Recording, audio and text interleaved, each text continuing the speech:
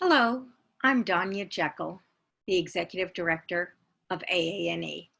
Today I'm going to talk about anticipation anxiety. I've used this platform many times to talk about anxiety because I think it is the most common and most difficult challenge almost everyone in our community faces, no matter what age.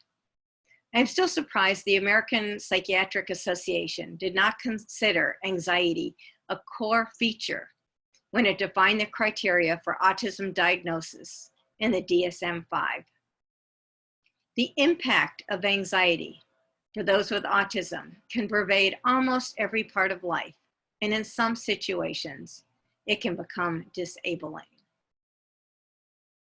Since the topic of anxiety can be broad, I thought it would be helpful to examine a subtype of anxiety that often severely affects a person's ability to engage in life and especially to try new things.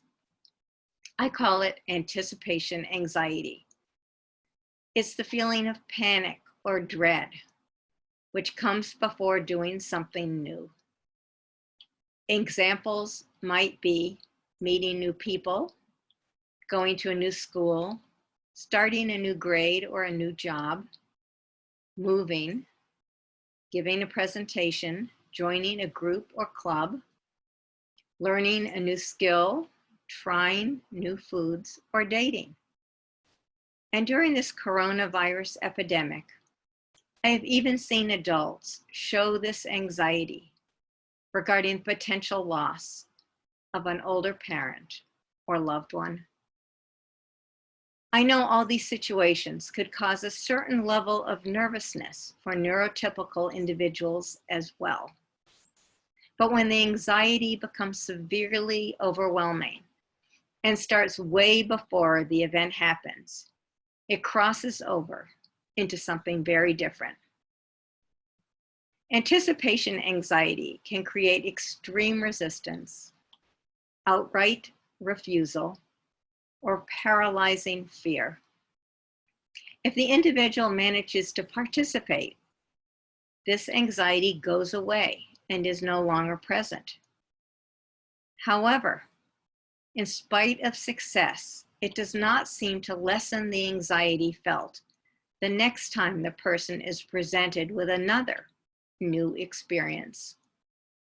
The same anxiety resurfaces all over again. Sometimes individuals decide, deliberately or unconsciously, the extraordinary stress and the toll it takes isn't worth it, and they avoid new experiences altogether. So what should we know about anticipation anxiety and how it can be addressed? First, understand how debilitating this anxiety can be. For parents or partners who don't experience this, and even for the individual themselves, the extent and impact of this anxiety must be understood. This isn't simply a case of nerves that can be easily shrugged off. This level of anxiety can create an extreme amount of physical and emotional distress. Sometimes it's hard to identify this anxiety, as it may trigger behaviors that do not seem related.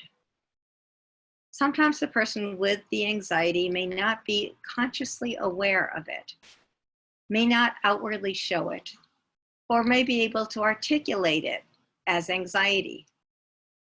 For parents or teachers, it may look like stubbornness, pure inflexibility, or could result in what appears to be an unrelated meltdown. And for adults, this unconscious anxiety may cause a change in routines, increased or decreased agitation, speech or movement, more executive function issues, decrease in work performance, and less energy for relationships. It is crucial to see and address the anxiety that lies beneath the behavior. And remember, anxiety can start way, way before the experience. Sometimes this anxiety can begin so far in advance that it may be hard to tie the response to the upcoming event. And during these uncertain times when we are unsure of the impact of the pandemic from week to week, an issue such as not knowing if school will be in person or online might already be causing significant anxiety. Anxiety can cause physical symptoms. Physiological effects can include stomach issues, headaches, loss of appetite, restlessness, irritability, and other symptoms. When thinking about steps to take, here are some techniques to try to lessen the impact of anticipation anxiety. First, rehearsal and role play. Once you realize this anxiety exists, try to prepare and practice as much as possible. Parents can help their child walk through different scenarios of the new experience and what may happen and see how they could react. Adults can think about similar experiences and imagine going through the new experiences to prepare themselves. Be sure to limit the number of new activities to a tolerable level. Even when you find a technique to lessen anxiety, the experience may take a toll in many ways. Monitor well-being carefully to prevent exhaustion. And listen. As a parent, listen to your child carefully.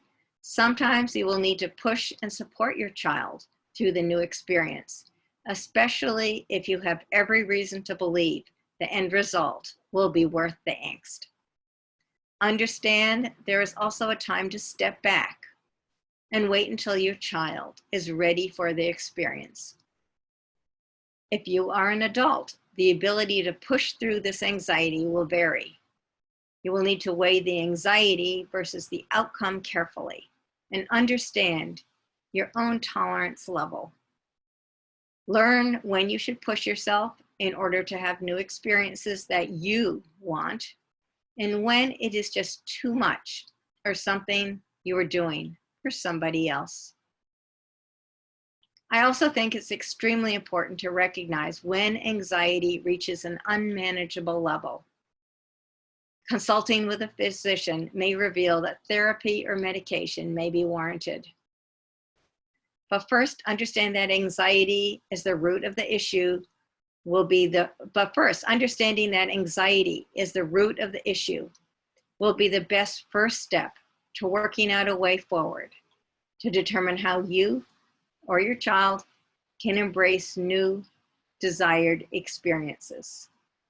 Thank you so much for listening, and please stay safe.